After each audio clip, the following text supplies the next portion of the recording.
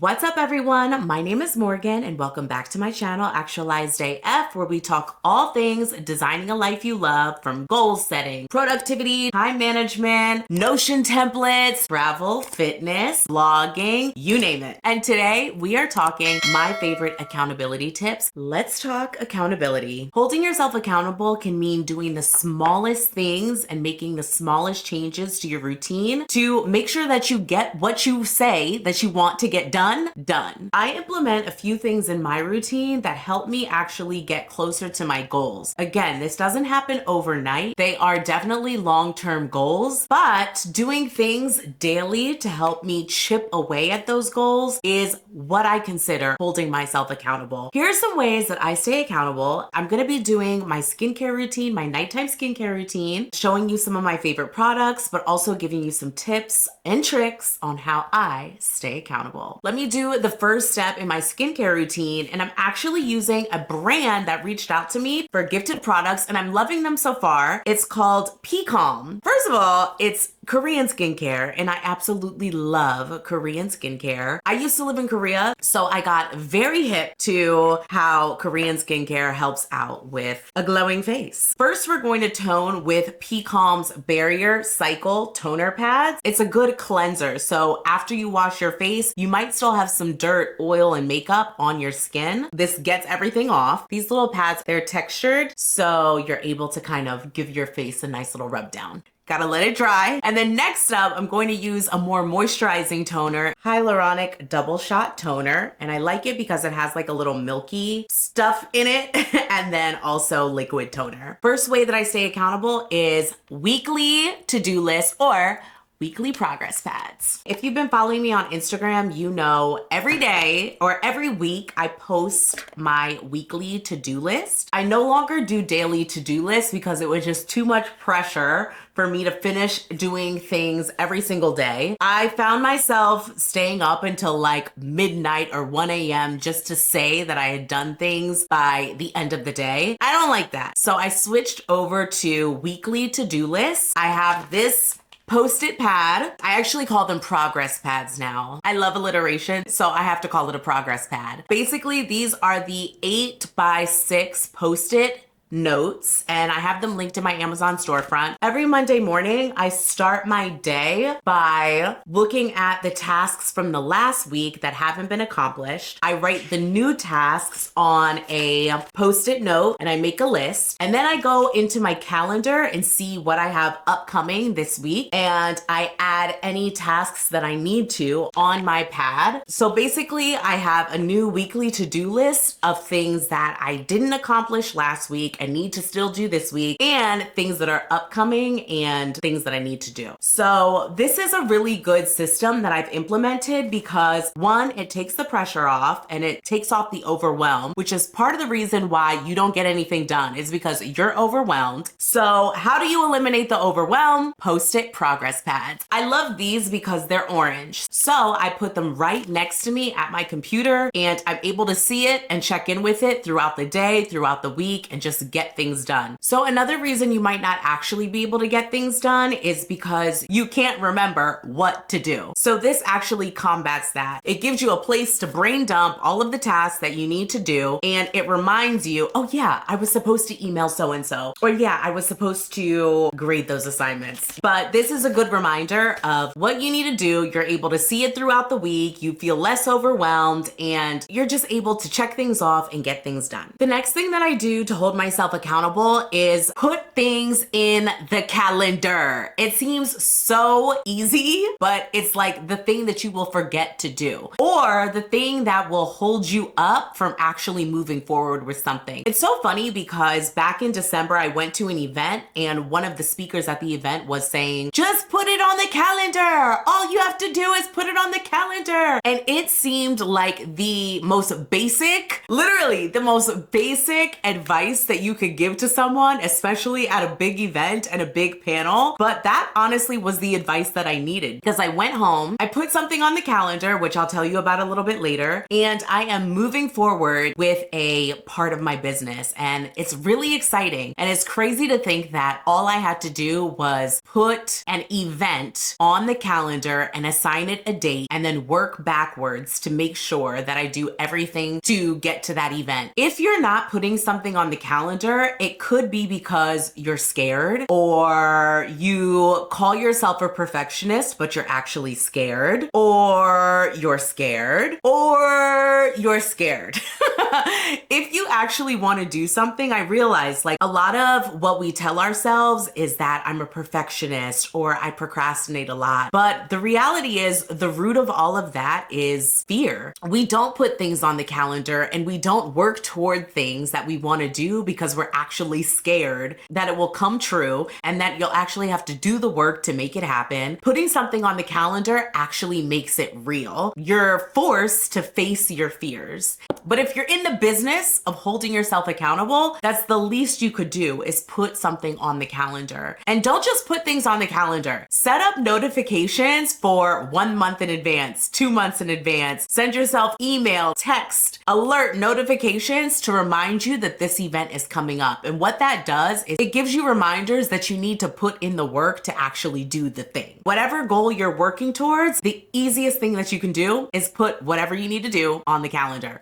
I feel silly giving that advice, but honestly, that's the advice that I needed to move forward in a big part of my business. Next, for my skincare, I'm gonna go in with Pcom's Hyaluron Double Shot. What is this? It's like a serum, but it's not oily, which I like because I don't do oily serums very well. My face just breaks out easily. It feels like water-based. Feels so smooth. I love it. When that hydration touches your skin, I just feel like I want to drink water. So hydrating. I love it. So the next thing that I do to hold myself accountable is to have vision board check-ins. So at the top of the year, we create our vision board and yada, yada, yada. But sometimes people make their vision board and then they completely forget about it and it's hanging on the wall, but they don't even look at it. What you can do and what I do is I schedule vision board check-ins with myself. So again, put it on the calendar. The first of the month, have a vision board check-in. Look at the photos that you spent so much time on Pinterest choosing, because you know you did. Look at all the goals that you set for yourself, feelings that you want to have for yourself when you accomplish these goals, the key words that you chose at the top of the year. Keep checking in with your vision board monthly. What this does is 3 main things. It reminds you of those things that you haven't started on, and maybe you can do one small thing to chip away at something on your vision board. It's so easy to get lost in the kerfuffle of the year. Kerfuffle! Don't get lost and don't lose those goals that you set out for yourself. Schedule check-ins to just look at your vision board. 30 minutes to just soak everything in. Journal about where you are and where you plan to go. Think about the next steps that it's going to take to accomplish something on that board that you haven't even started yet. And the second thing these vision board check-ins do is it helps you celebrate your small wins. Yes, you have been chipping away at that goal. Yes, you are on the road to success. Yes, you can celebrate your small wins that you've had thus far in this thing called life, or in this thing called this year. And the third thing is that they help remind you that you're moving in the right direction. And it helps you recalibrate to make you realize, okay, wait a minute, I need to stop doing some things over here, and I need to stop hanging out and partying and doing what I don't need to be doing so that I can actually accomplish the things that I put on my vision board when I was in a good frame of mind. So the next thing that I'm going to do for my skincare, my favorite part of skincare, is Glow Recipe Watermelon Niacinamide Dew Drops. I cannot live without this. This hydrates my skin so well, and this is probably one of the best products that I've ever purchased for skin. It just is so hydrating and it makes me feel brand new. It makes me feel like I just jumped into a freshwater pool. The next thing that I do is to hold myself accountable is I have visualization sessions in the morning. And people talk so much about, what is it called? Morning pages. getting all of your thoughts out at the beginning of the day, that's great for everyone to do. But if you're in a specific chapter or era of your life where you're trying to accomplish a specific goal, it would be beneficial to kind of change the way you journal in the morning. So instead of just brain dumping all of your thoughts and all of your traumas and all of the healing that you need to do, yes, do that and save some time for that. But why not journal about the dreams and the person that you want to be? So in the morning, I write out a visualization of my future self. I want to be very clear that I'm very happy with my current self, but there is a future Morgan that I can evolve into, and I'm really excited to become her. I take time in the morning to, one, write out affirmations. So I choose 3 affirmations that speak to me each morning, and I write them out on a page over and over and over again until I reach the end of the page. And then on the other side of the page, here's my dog. I do morning manifestations where I journal a visualization of my future self. So for example, this morning, I visualized future Morgan's profession and occupation. I wrote an entire journal page of where I work, what my office looks like, who I work with, why I do what I do. And I literally wrote out a day in the life of future me in my future work setting. And what this does is it reminds me of the person that I said I wanted to become. And it reminds me of the small things that would make up the experience of being that future person. It reminds me of, one, that I have the potential to dream bigger, and 2, I can think about the small specific things about my vision, about this future Morgan that I might need to start thinking about now so that I can get things ready. I might start thinking about, okay, well, if I'm building a team, who are the first 3 people that I'm going to hire? What kinds of qualifications would I want them to have? What kind of community do I need to form now in order to even find those people? Because they're not just gonna fall out the sky. They are going to be people that I know, that are in my community, or that people have referenced, or they actually know me for my own business. So how do I curate that team now? It's thinking about them and starting to build the team literally from a visualization. I did a really cool video a few videos back about the power of sensory visualization, and it is linked right here. You should definitely check it out. Let me do the last bits of my skincare routine. So this is Glow Recipes Watermelon Glow Pink Juice Moisturizer. I like this too. I like anything by Glow Recipe. It's so hydrating. Oh, so good. I love this. So the last thing is obvious, but with a twist. Have an accountability partner. But people think that you need one accountability partner for everything that you're trying to hold yourself accountable for in life. False. I have different accountability partners for different things. So some people are my accountability partners for my morning routine. Some people are my accountability partners for my workout. Some for content creation. Some for just life and showing up positively. Some for this, some for that. Choosing an accountability partner is kind of like a mirror.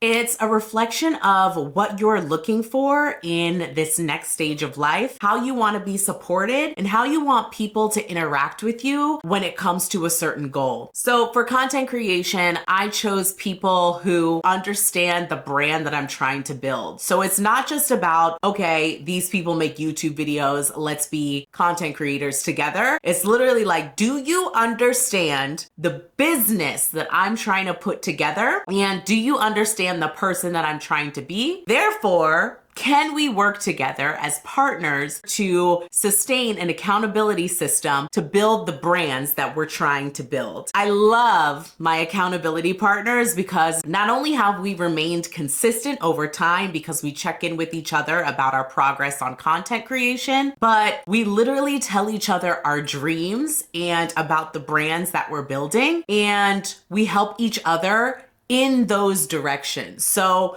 my content creation partners, accountability partners aren't just saying, oh yeah, good, make any YouTube video. They're like, no, Morgan wants to be this person. She's trying to build this brand. She's trying to have this umbrella company with these like different businesses underneath. Therefore, she needs to move in this direction. It's really helpful to have accountability partners who understand who you are, who you're trying to become, and not just people who will make sure that you show up weekly. At the beginning, it's helpful to have accountability partners who just make sure that you show up weekly, but it also helps when you understand yourself and you understand the support that you require as someone who really wants to be held accountable, and you make that a reality by choosing the right accountability partner. So there's a difference. You can choose an accountability partner and you can choose the right accountability partner. Who's it going to be? For my last step, I swear this is my final step.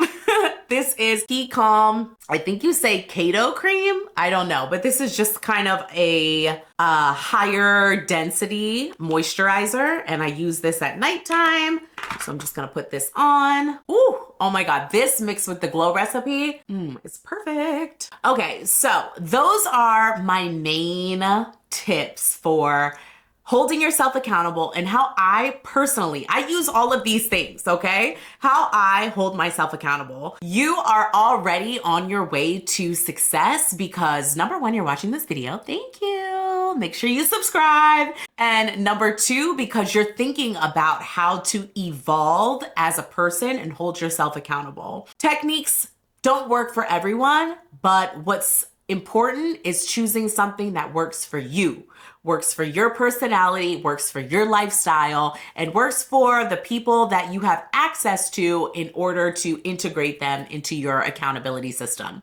So thank you so much for watching. If you want more videos like this, or if you have ideas on different videos you want from me, let me know in the comments below. And also let me know your progress on how you're holding yourself accountable on one of your goals. I'll talk to you soon. Bye.